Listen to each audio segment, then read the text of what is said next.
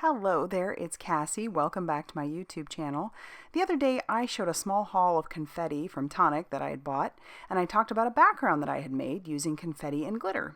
Y'all seem pretty interested in more on that background, so here I am. I'll show you how I made one card start to finish, and then I'll show you several finished cards at the end. So a little disclaimer though, this is a fairly messy technique. If you don't like finding glitter in your vacuum or in your hair or on your clothes or even on your partner's forehead, you may not enjoy this. Okay, so it's not that bad, but it is a bit messy, so you've been forewarned. All right, let's go ahead and take a look at some of the products that we're going to use today, and then we'll get started on our card. All of the confetti that I'm using today comes from Nuvo, and I've just pulled out just a small selection, about 5. And I made 5 different cards, 6 different cards, just using these different confettis. I love how different they are. Some of them are a little messier than others, but they're all super pretty. And you notice that some come in bigger bottles and some come in the smaller bottles. Those smaller bottles are a part of a set of 4, and the bigger bottles can be purchased separately. I'll have everything that everything that I've used listed down below in the description box. But that way you can kind of get an idea of what we're going to be using today. I'm also going to be using these Arteza glitters. This is 54 glitter jars. I love this glitter. This was sent to me a while back, and I did a video on these and made a whole bunch of cards just using glitter. But I am also going to pull out each of these glitters, not each one, but one glitter per card that I make, and I'm going to combine that with one of those confettis.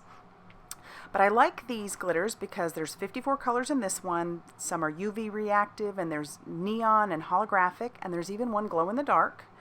And Arteza also has 3 sets of holographic glitter shakers, and they come with 2 jars each, and those would probably be, you could use those for this technique that I'm using today as well, because they're kind of chunky. So if you didn't want to purchase the Nuvo ones, you could get these holographic ones. I can't speak for actually using them that way, but they look like they would work the same way.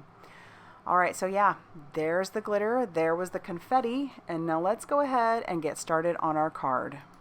Okay, so here are the items we're going to be using for this particular card. I have some 2-inch score tape, and this will last you a long time. And if you didn't want to do this, you could easily use like the 6-inch sheets, but this worked out fine for me. And I decided to put it right onto some cardstock. This just is cut down to 4 1/4 inches by 5 1/2 inches, and I'm going to cover that entire piece with that 2-inch score tape. And I do have a little bit at the bottom that I end up using some 1/4 inch score tape on, but I just wanted the entire piece covered because I'm going to cut out this heart. You could do it directly onto, and I'll show you, you can do it directly right onto the cardstock, but this, I like making it into a die cut because in this case I am able to just manipulate it how I want it. It's a little bit sturdier too. So I've cut that through with my die cutting machine, and I used the Simon Says Stamp heart die. And like I said, I'll have everything I used listed down below if it's still available. And I have coffee filters. This is what I use to collect as much of the mess as I can. And I'm going to start off using the Scarlet Red Hearts. This one comes in a little kit, but you want to pour it over, and then this is just the process. You kind of rub it in with your finger. It's going to go flying. I like to get it off the sides, and then I just kind of take my thumb. I'm not rubbing hard.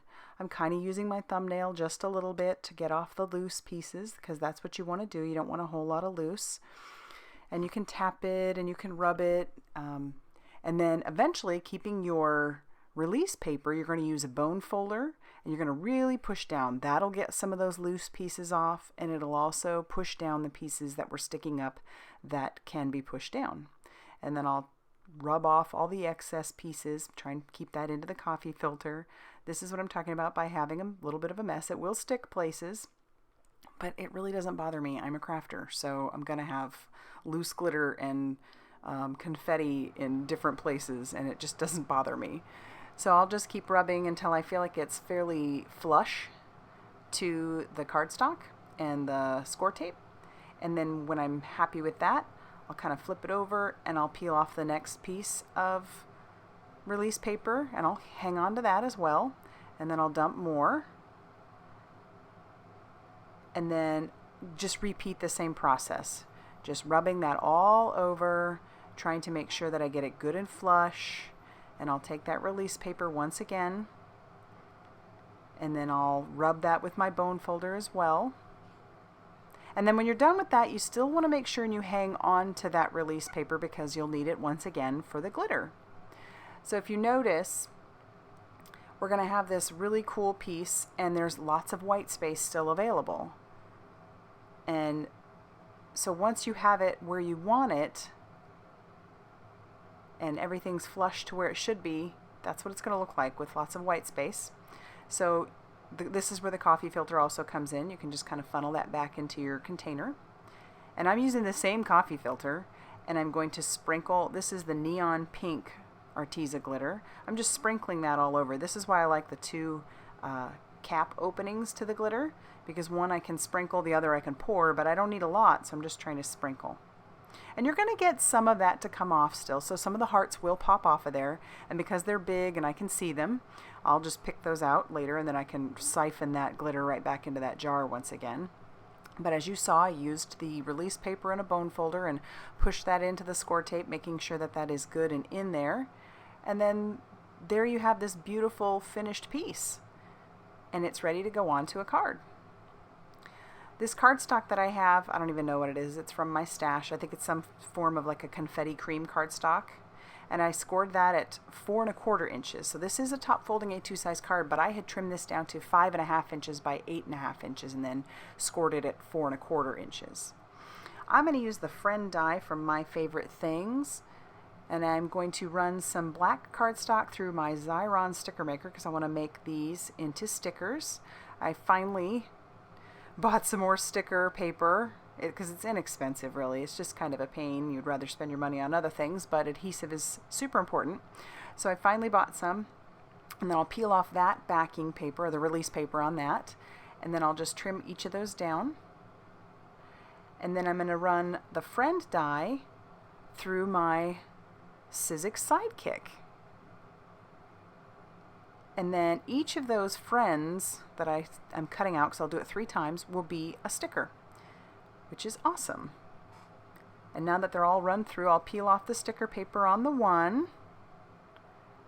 very slowly. And I like the sticker paper because it does give you a little bit of time to kind of manipulate it and wiggle it around until you really press it down. And once you really press it down, then it's adhered.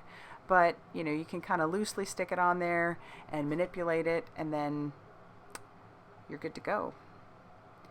And then I will get ready to do another one. So that one's 2 layers, and these are going to be 3 layers thick, so they'll be like little chipboard friend stickers.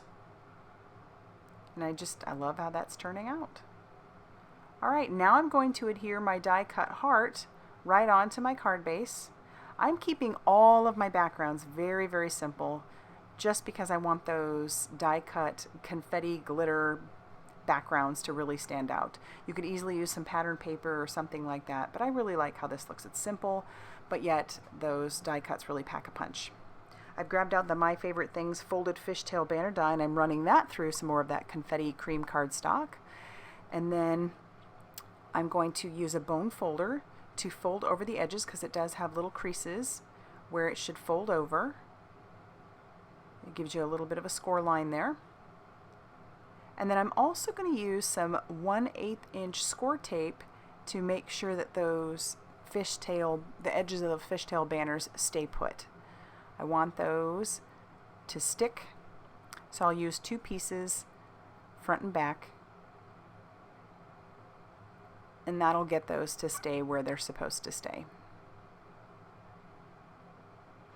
Because I thought about just putting the friend right onto the heart, but it didn't stand out as much as I wanted it to, which is why I ended up grabbing this fishtail banner. And then I'll peel off that release paper, and you can see it'll stay put.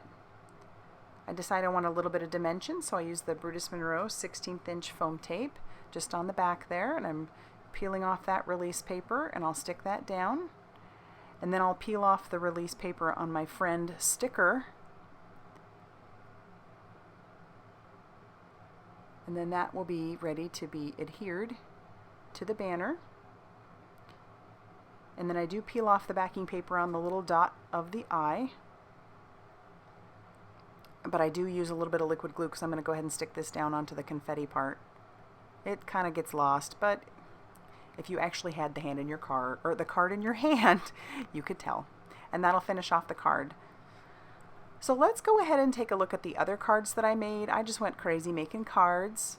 I love how these backgrounds are. I'm kind of obsessed with them. You're going to see more of them in the future. And this is one where I cut out the rickrack.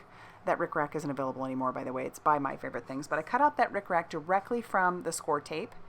And then I before, I didn't take any of the release paper off. And then I adhered that directly to my card base, which is just some Brutus Monroe paper lunch bag cardstock.